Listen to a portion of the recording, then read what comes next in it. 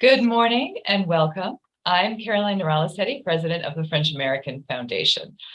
On behalf of the foundation and our co-sponsor, the American Council on Germany, I'm delighted to welcome you to today's discussion, Global Challenges 60 Years After the Élysée Treaty. Following centuries of conflict, France and Germany sent a strong signal of post-war reconciliation and laid the foundation for close cooperation to support European integration when President Charles de Gaulle and Chancellor Konrad Adenauer signed the Élysée Treaty on January 22, 1963.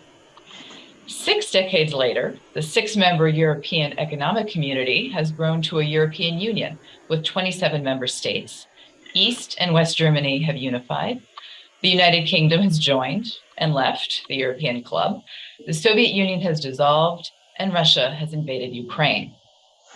In this transformed world, the Franco-German alliance remains important, but it faces new challenges. How can the alliance navigate the changing global order, and what lessons can we draw 60 years after signing the treaty? To address these questions and more, I'm delighted to introduce our distinguished guests. Ambassador Antje Leendertse has served as ambassador and permanent representative of the Federal Republic of Germany to the United Nations in New York since September 2021. Prior to this, she was State Secretary of the Federal Foreign Office after serving as political director. She has served as a permanent representative before in her capacity as ambassador and permanent representative of the Federal Republic of Germany to the Office of the United Nations and the other international organizations in Geneva. Before that, she was ambassador and head of the task force for the 2016 OSCE chairmanship, ambassador and federal government commissioner for disarmament and arms control in the Foreign Office, and ambassador and director for Eastern Europe, the Caucasus, and Central Asia in the Foreign Office. She holds a master's degree in medieval and modern history, Romance languages, economics, and philosophy from the University of Cologne. Ambassador Nicolas de Rivière took office as permanent representative of France to the United Nations in New York in July 2019. He was previously Director General of Political and Security Affairs at the Ministry for Europe and Foreign Affairs. He also served as Assistant Secretary for the United Nations, International Organizations, Human Rights, and Francophonie, and as Deputy Permanent Representative of France to the United Nations in New York.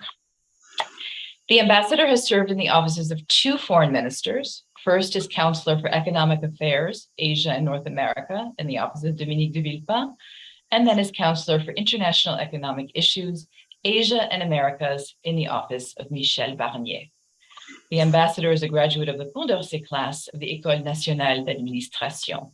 Welcome, ambassadors. Thank you for joining us today. To moderate today's discussion, I'm pleased to welcome the President and CEO of the American Council on Germany, Dr. Steven Sokol. Steve?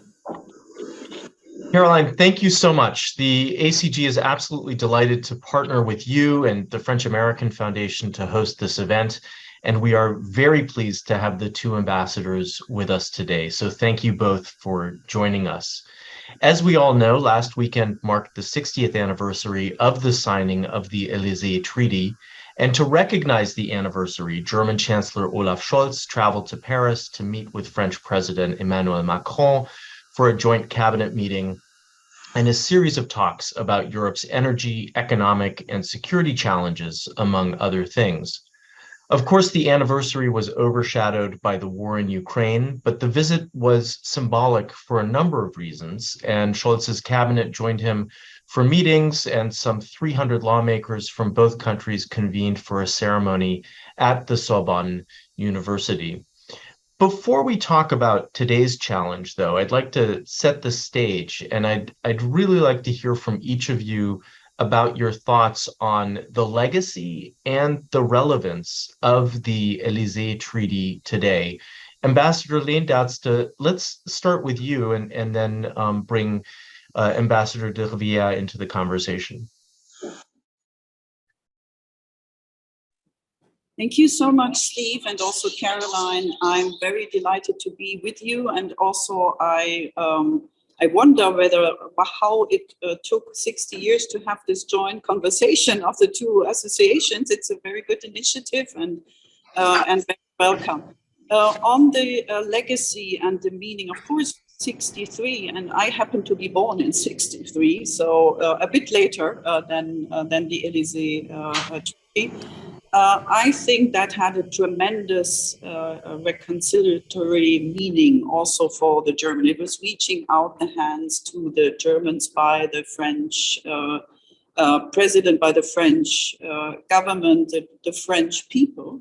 And I think if we look now at the pictures from those times, we can feel that this was something very special, of course, founded on the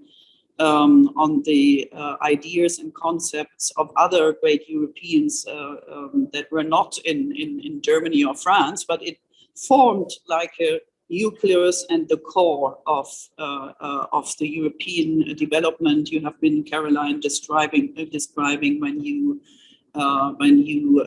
kicked us off in this talk. So I really have the feeling that at that time that was a real shift. It was maybe in a way the kind of the same step that came from the US with the Marshall Plan and the policies after the World War, but I think also from the European side, but especially from the French side, because the conflict and the wars and the differences and the also hate speech in current terms.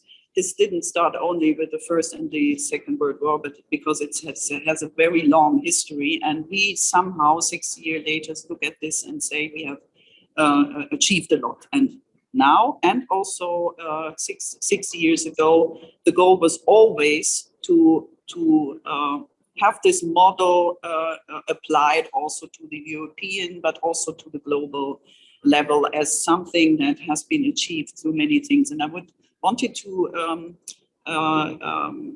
raise one issue that is important. We have not only the anniversary of the Treaty of Élysée now, we have also the 6 years anniversary in summer of the German Franco-German Youth Exchange Office. And I couldn't underline more how this whole generation, at least my generation, was marked by the possibility to engage on the people-to-people level, students and students, civil societies, town twinning with the French friends. So I think there is a very, very solid friendship and partnership now that has way more foundations than just one kind of symbolic event by the two leaders last week. So we can be proud of this. Ambassador Leendertse, thank you so much for raising that issue of the people-to-people exchanges, because particularly with the two hosts, the French-American Foundation and the American Council on Germany, this is, of course, one of the areas that we work on a transatlantic level, and it is important to underscore the importance of youth exchanges and other kinds of exchanges where we're not just bringing together policymakers, but also regular citizens in both countries. Ambassador de Rivière, the same question to you as we start our conversation today. I would love to hear your sense of the legacy and the relevance of the Élysée Treaty today. Well, first, thank you very much for having me. I'm very pleased to be with the French-American Foundation. I'm familiar with the foundation and also with the American Council on Germany, which is a first time for me. I think this conversation is timely and very relevant. We are just in the middle of the worst war in Europe since 1945, and the Franco-German relation is probably more important and more relevant than ever. I agree, by the way, with everything Antje just said. Antje and myself, we worked together in the last maybe 6 or 7 years, so and it's just a pleasure to interact with her on a daily basis. In 1963, it took a lot of courage for the leaders to do what they did. It was just less than 20 years after World War II. As Antje said, I think the mood on both sides was still very much influenced by the war. I remember my grandparents. I'm sure Antje is the same, and even in the 70s and 80s, etc. So it was a political choice. It was a courageous choice by two old gentlemen, General de Gaulle and Chancellor Adenauer. I will all encourage you on YouTube to see the first visit of Adenauer to Colombey-les-Deux-Églises in 1958, just after de Gaulle's return to power. He invited the Chancellor for a kind of weekend at his place. And the two of them, one was born in 1890, the other, I think Adenauer, was 15 years older. They were basically sick and tired with war in Europe, with war against each other, and they decided to move ahead with a kind of peace plan. And it worked very well. Antje just referred to the programs which have been established by the Élysée Treaty for the younger generation. It worked very well. I was myself part of that. I remember being 15 years old and having programs in Niedersachsen, in Goslar, and it kept great memories. So we have all been very influenced by that. The Franco-German relations remain more important and critical than ever right now, and I'm sure we'll discuss that later. But in 2023, it's more important than ever because of the situation in the world, because of the situation in Europe, because of the challenges we are all confronted with. And there is a lot of potential. I will close by telling you, and I'm sure Antje would agree with me, it's not easy, the Franco-German relation. We call it, since the French were romantic, we call it a couple. The Germans were probably more pragmatic, call it the engine.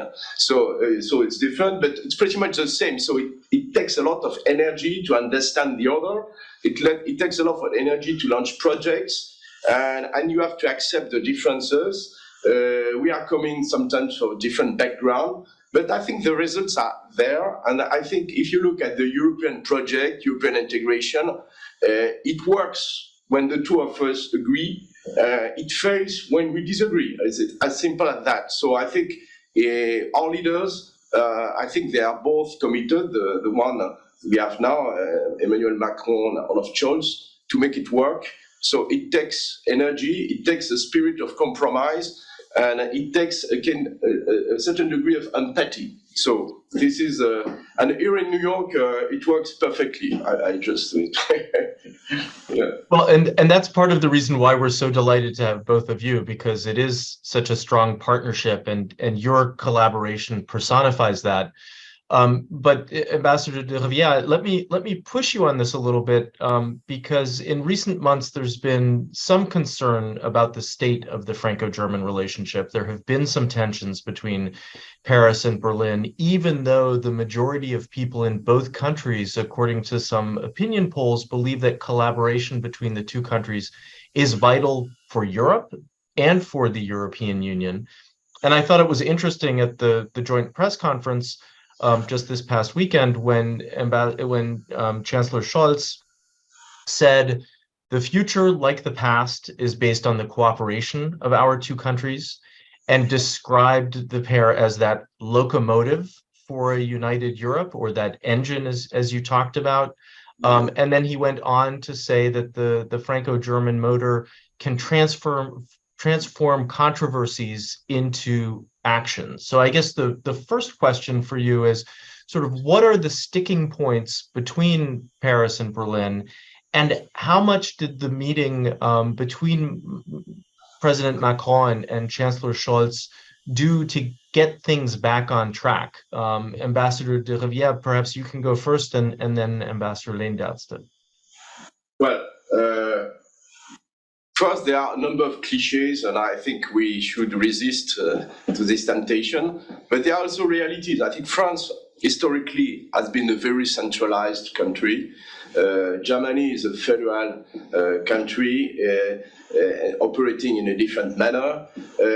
In terms of the economy, I think the German, I must say, and Antje may correct me, sometimes and frequently consider the French as not responsible enough in their fiscal policy within the European framework.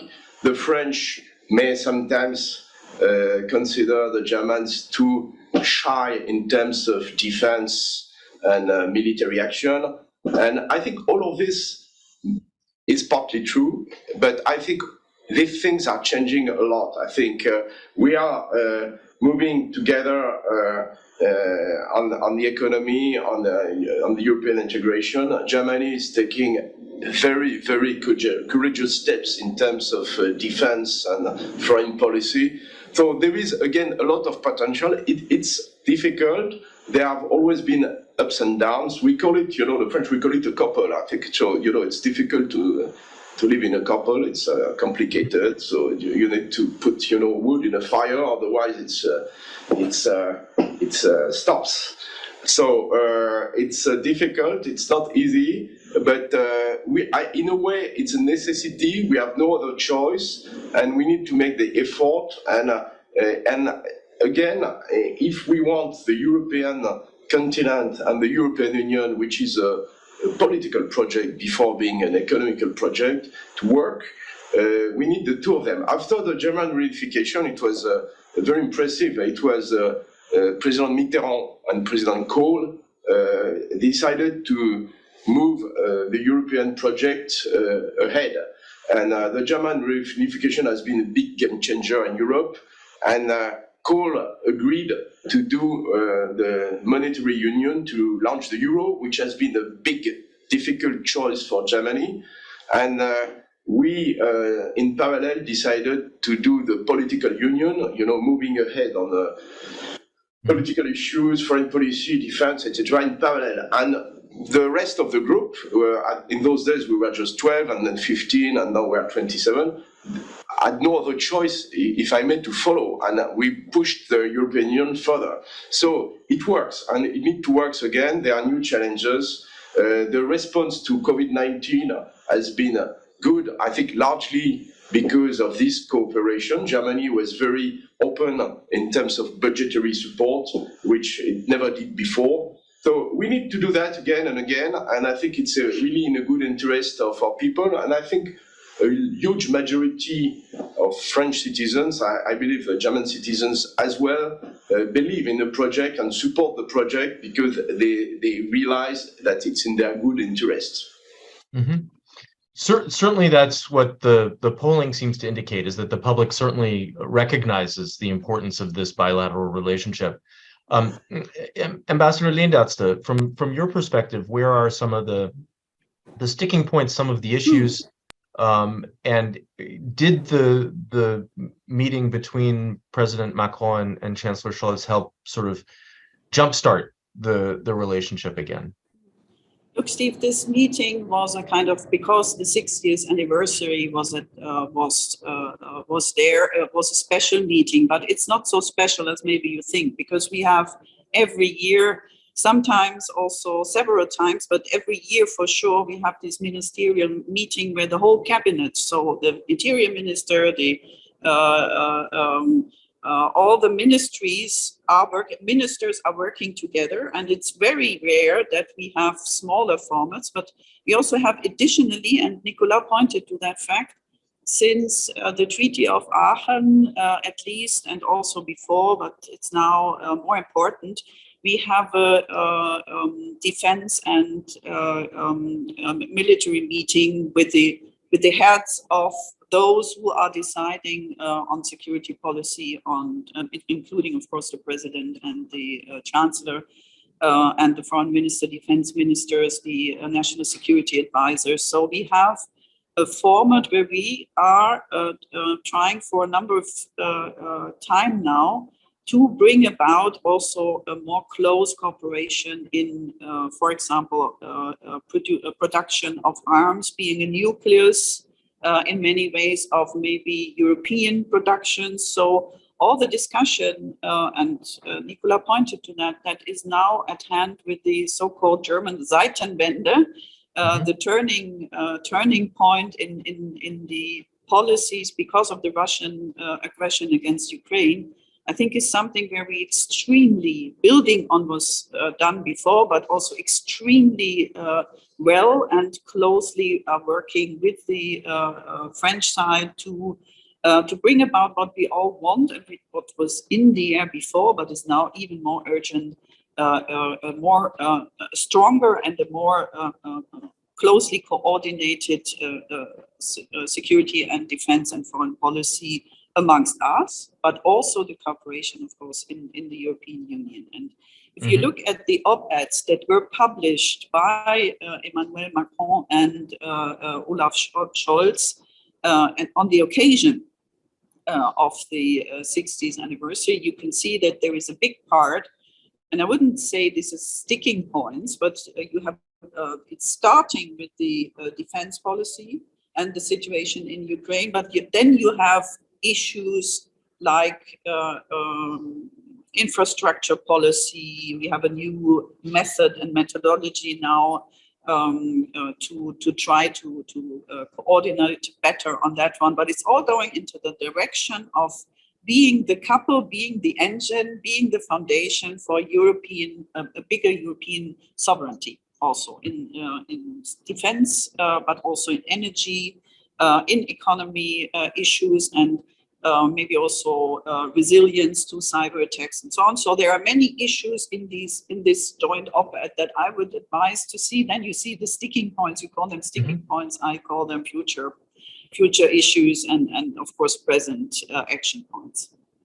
Yeah, and I think these are the complex issues that one has to address. I think both of you have been doing a wonderful job of reflecting on the situation that we're in today, but also putting it into a historical context. And I think especially with the war in Ukraine, which is almost a year old at this point, we are seeing some fundamental challenges to the international order. We're seeing major threats to the peace and prosperity that were, in many senses, the hallmark of the post-World War II and even the post-Cold War order. And as you've both underscored, on many levels, there's recognition that Paris and Berlin are sort of the core of the European Union as it seeks to adapt to this changing framework, as it seeks to reform the European economy, if you will, an economy that can no longer rely on cheap Russian gas, that it is a union that's taking on more security responsibility. And so I think, one of the questions that I have is how this renewed, strong Franco-German alliance can help Europe to navigate the changing global order that we're seeing unfold. I don't know if either of you has a comment on that and wants to weigh in. The leadership of Europe, in a sense.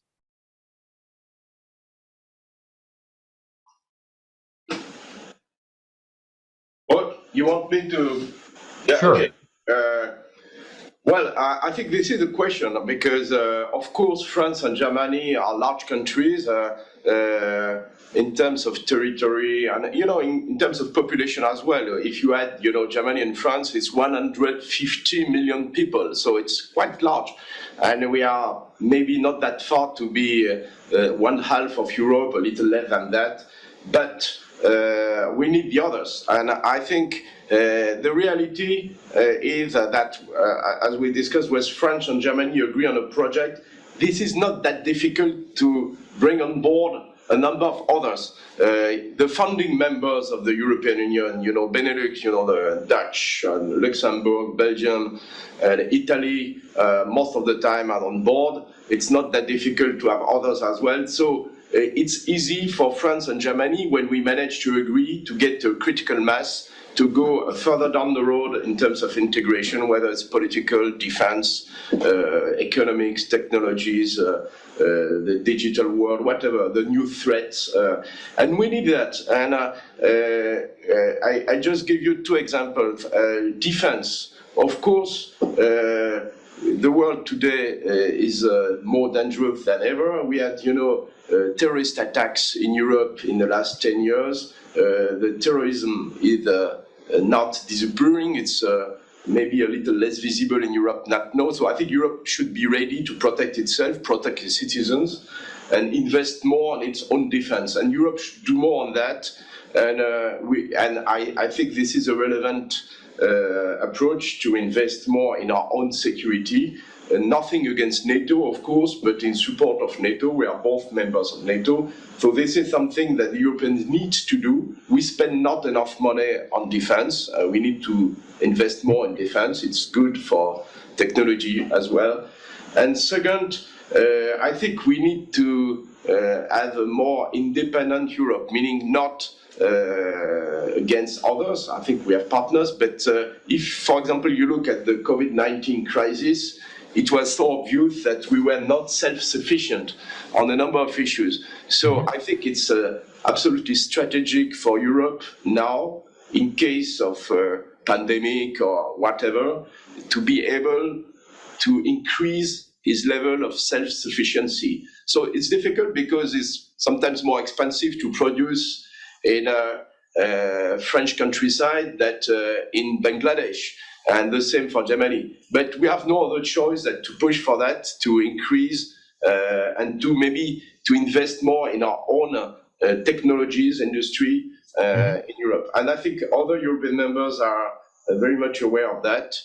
We need to preserve and to push the European project further. There is a lot of appetite. You know, there is an ongoing debate that Europe is weak. The Brexit was a wrong signal. What strikes me is that when Brexit happened in 2016, everybody was afraid that it was the Pandora box, that others would leave because they would feel better off outside Europe. Just the opposite. We see the UK not in such a good situation after Brexit from an economic vantage point on many issues. And we see a number of other countries from the Balkans, Ukraine and others knocking at the door because they know joining the club is a plus. I had a conversation yesterday with colleagues here, and I reminded them that in 1990, the average GDP of Poland was the same as the average GDP of Ukraine. Now, the average GDP of Poland is 5 times bigger than the average GDP of Ukraine. So the Ukraine is knocking at the door for security, of course, but also because they know that they would be better off inside the club than outside the club. Yeah, Ambassador Leendertse. Yeah, thank you. Just maybe following this thought, you know, better off if you're united in Europe. I think it's the same for the model of democracy, human rights, minority rights, protection of data. I mean, we have so many things. Also, we hear from others to defend. We hear from others that the European Union is in many ways a model for also creating not only prosperity but also freedom and democracy and rule of law for their inhabitants. So I think it's an attractive model, and it's very interesting was what Nicolas raised there at comparing the situation to the early 90s or to the 2016 when Brexit took place. It's quite, I think at that time we didn't see that we didn't have the luxury to wait so long for being a bit more sovereign and also self-confident. And I think that has been changed with the experience of standing united together at the side of Ukraine against this attack, not only, of course, on aggression against Ukraine, meant also attack on the European way of life, if you put it like this. So I think there is a big dynamic also for more unity. But as Nicolas said, in a couple, and it's the same with an engine, there is always, if you have at the same time when you're living together and coordinating, and then there are external shocks, you need some time to come to maybe to change the direction of the engine or to live happily again in the couple, because you have external shocks you have to work on. And since we are open societies and democracies, everybody can watch this process.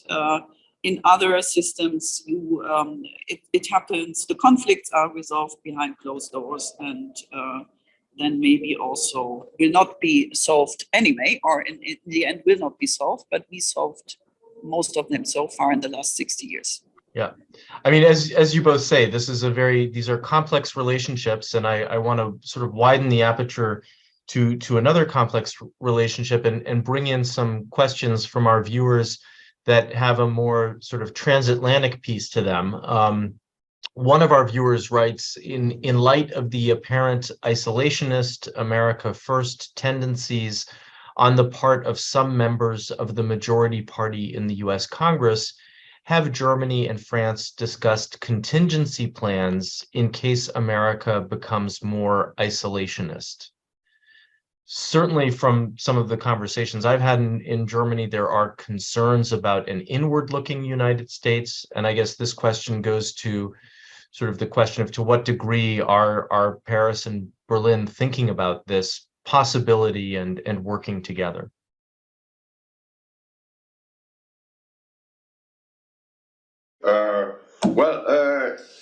It's not really a new question. I think the US over history had, a period of isolationism, and it had been ups and downs, etc. And now we may be in this situation again. We had to manage the last administration, the previous administration, which gave Europe a hard time.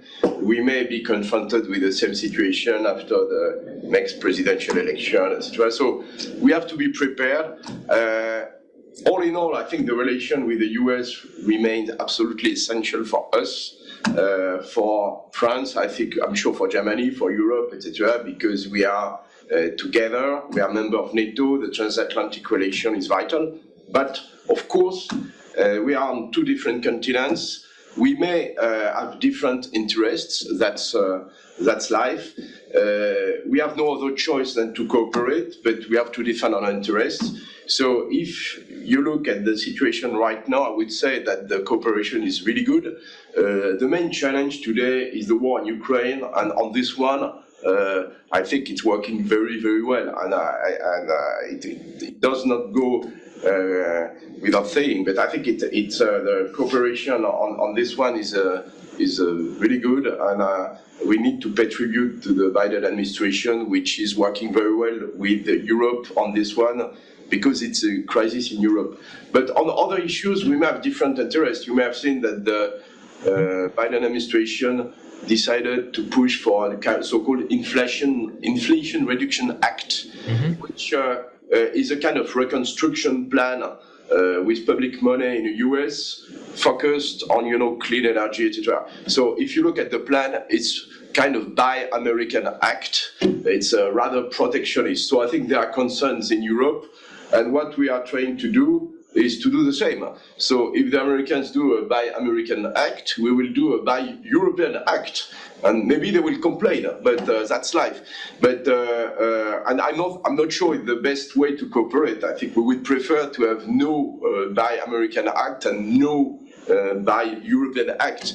So I think we are defending our interests and the interests of our people, of our citizens. But the cooperation is really good. It should remain good. I think a strong European Union based on a good Franco-German relation is really in the good interest of the US.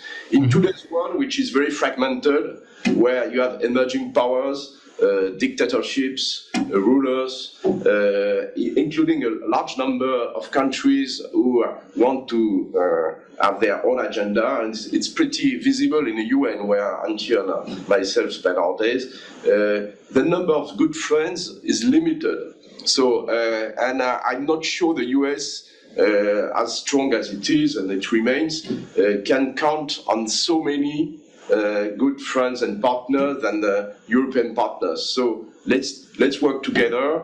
When we disagree, we disagree. There are mechanisms. On trade, there is the WTO. We can, go on to court. When it's about Boeing against Airbus, we go to court, and one loses, the other wins. That's life. That's fine.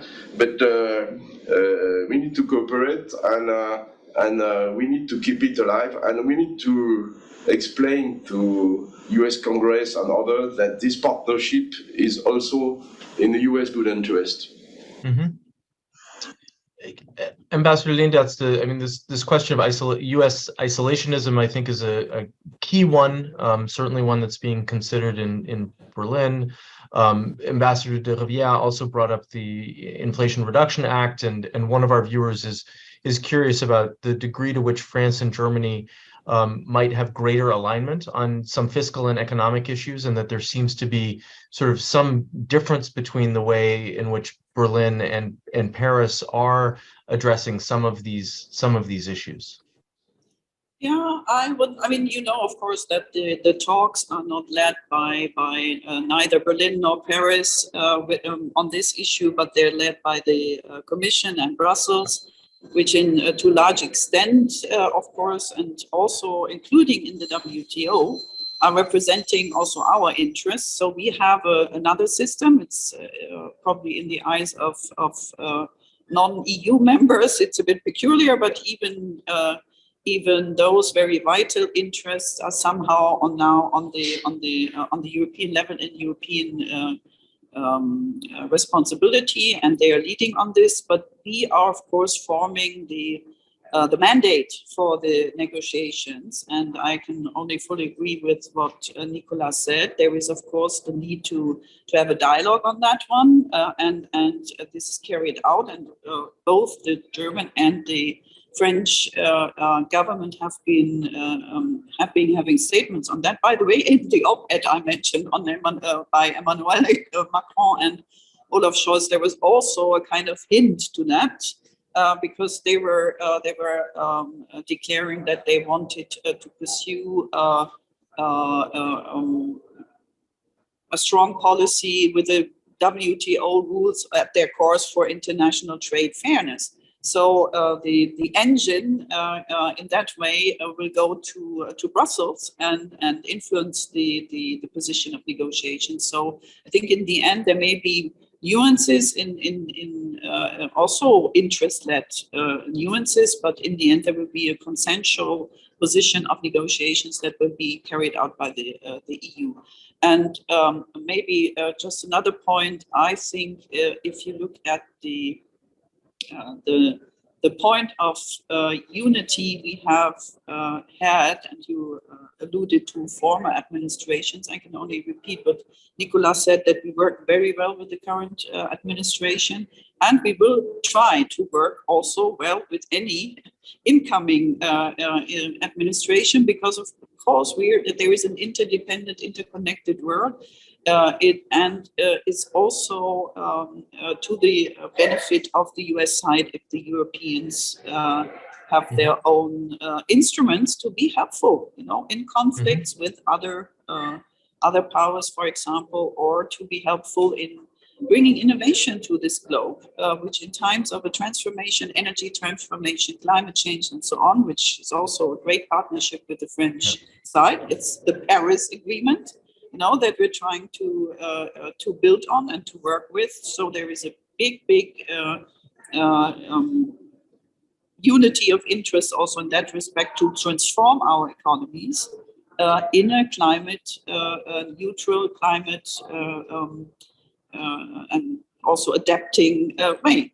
So this was, I think, is something that with the current administration is of course easier, but will be tried as well with any other incoming. And to the couple, what the couple did, if you look at the UN decisions, for example, there were many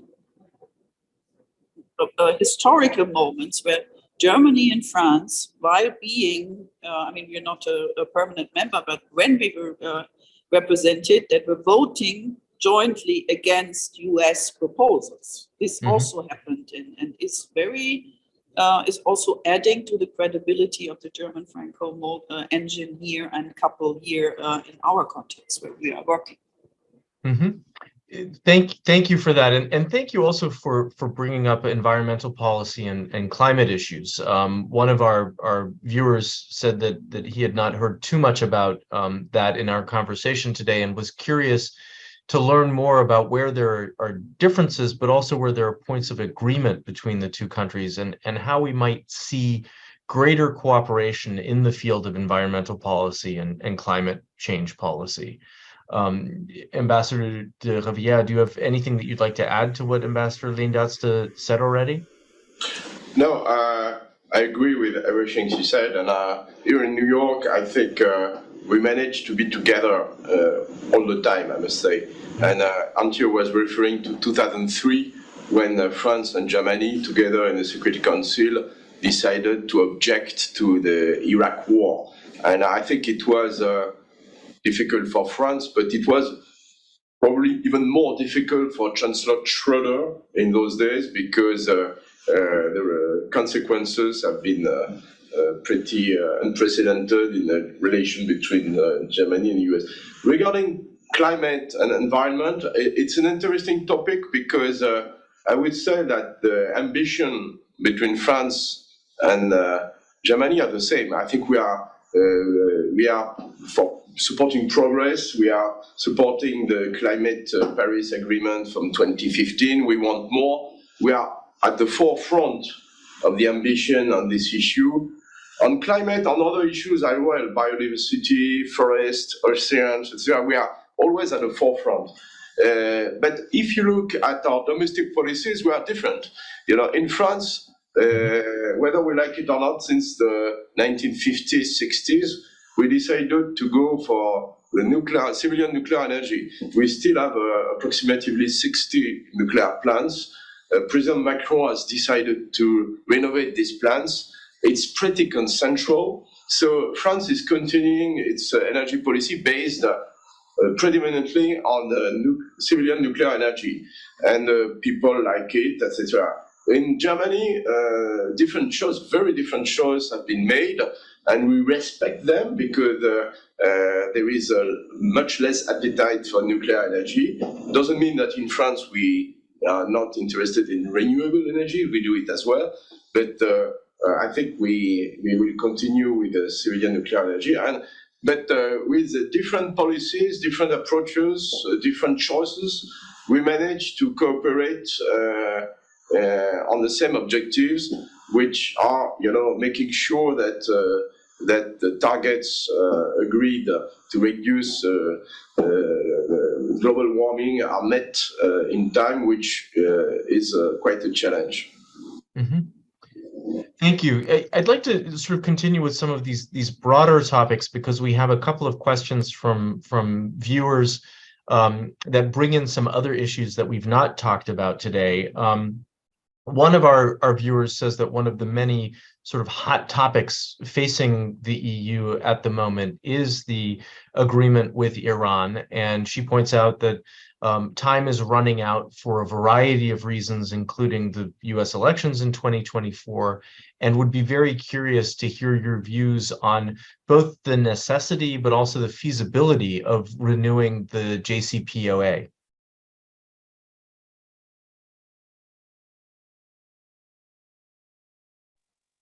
Thank you. That's a very good question, because indeed, and Nicolas will elaborate, I mean, we have been working for a longer time also on that issue, but here in New York, of course, it is in a certain framework of Resolution 2231, and there is a set of regular meetings on this, and the negotiations, and they are done in Vienna and not here in if and when they are negotiating, it is done in Vienna and not here.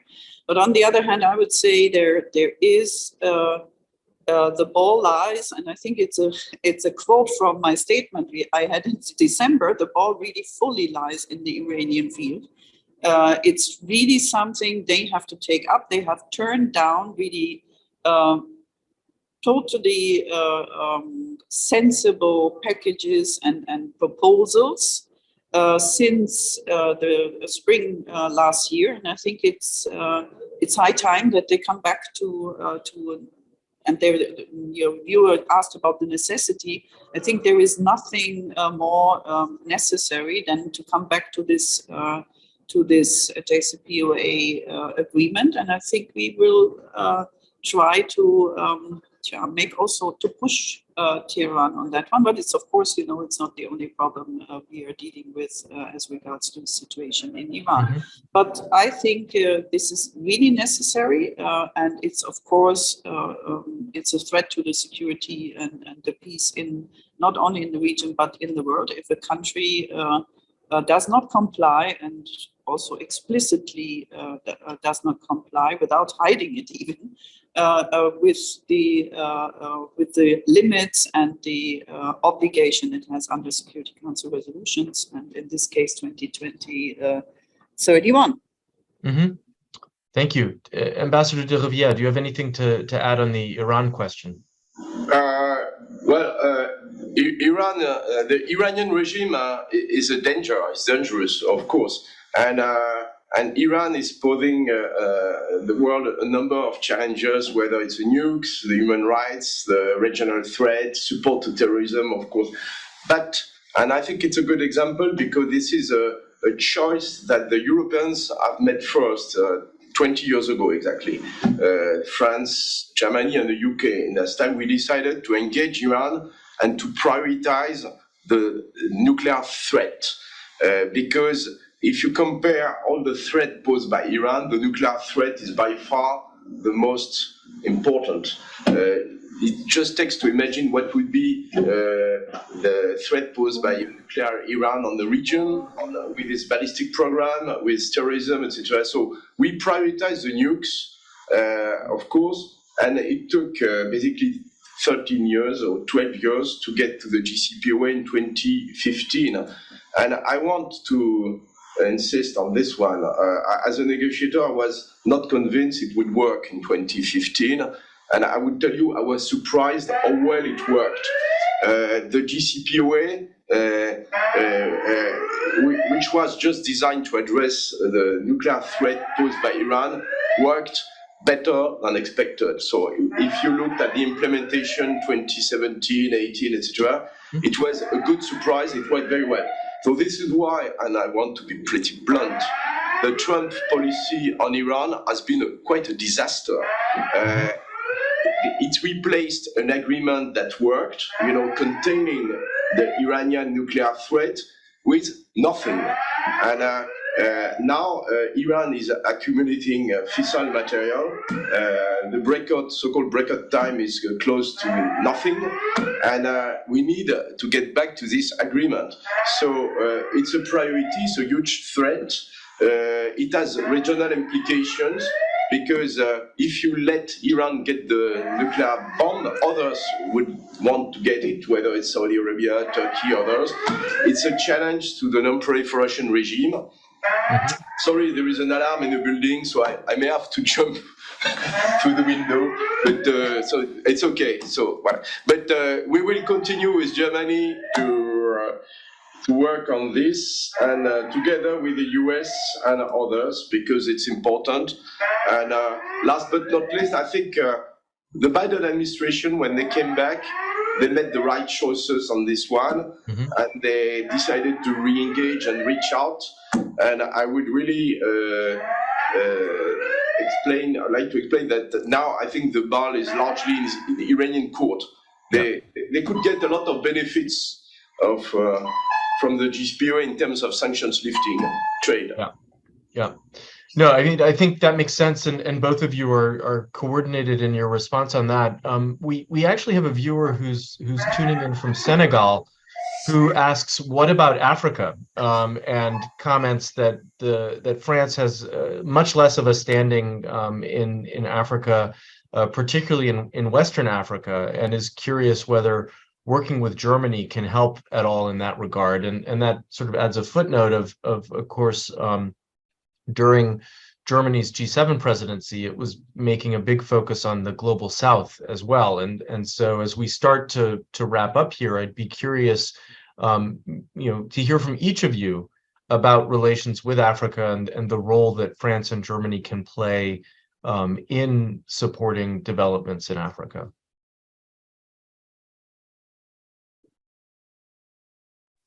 Thank you, Steve. Maybe I start because I'm not sure whether Nicolas is able to stay with us, because they may maybe let him leave or make him leave the building.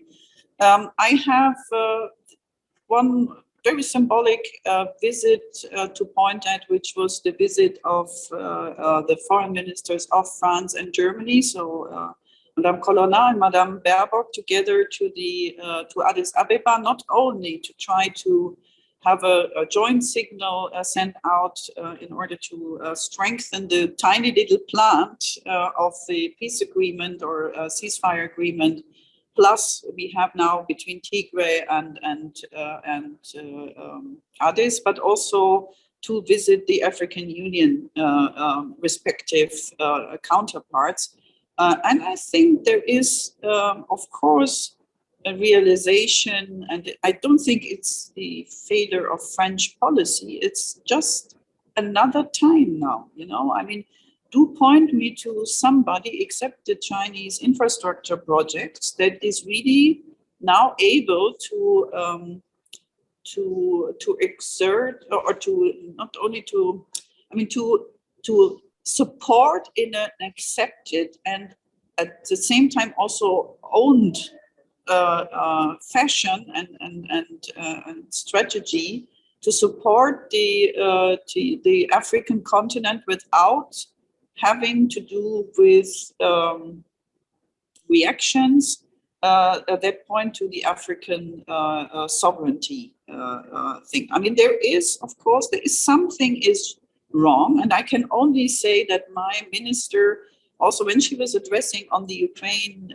issues or on the Russian aggression against Ukraine, she was addressing the General Assembly. She said something like, "We hear you, and maybe in the past we didn't pay enough attention to your grievances, to your wars, to your conflicts.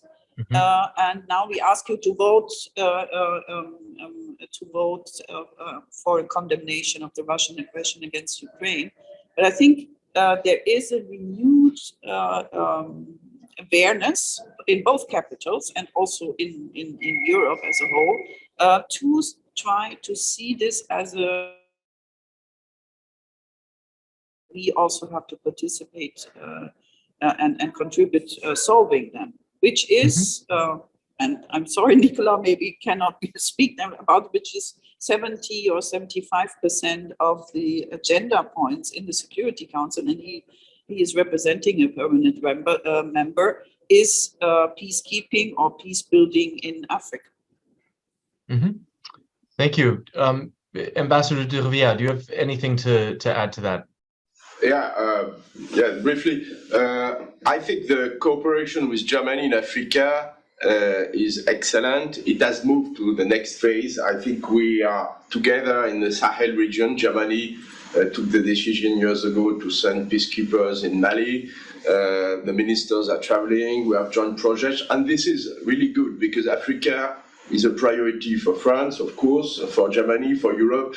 It's next door. It's a lot of opportunities, but a lot of challenges and threats as well. So we need to take action. We cannot ignore. We need to engage. And it's interesting because on this one, we come also from very different backgrounds because France has been a large colonial power in Africa. And to a certain degree, we are still confronted with this reality, which is now pretty much instrumentalized by some countries because it's 60 years ago, 70 years ago, etc. And now they are in charge of themselves, and they should sometimes stop blaming the others for their own actions. But anyway, and Germany was not, I think, except a tiny footprint in Cameroon, Togo, and Namibia. The colonial background of Germany in Africa is very limited. So, but we can complement each other, act together. I'm sure this is an area where more could be done in the future because the challenges will remain, and I'm sure there will be a readiness on all sides to do more together with Africa, which is a very young continent. Yeah. Well, the challenges do remain, and I really appreciate both of you taking the time to have this conversation with us today. This has been a very wide-ranging conversation. We've touched on a lot of issues, but it's also underscored to me how important it is to keep this kind of conversation going, to have this sort of engagement. So I would like to thank both of you. Ambassador Leendertse, herzlichen Dank. Ambassador de Rivière, merci beaucoup. I'd also like to thank our viewers for submitting a number of good questions. And it is just a reminder of how many questions there are, and that this is a conversation worth continuing, not just when there is a 60th anniversary of an important treaty, but really keeping it open all the time. And with that, I'd like to say thank you to Caroline and the French American Foundation, and hand it over to you. Thank you, Steve. Thank you, Ambassador Leendertse, Ambassador de Rivière. It's been a pleasure. It's a terrific conversation. We look forward to seeing both of you at our future events. And to our audience, thank you for joining us this morning.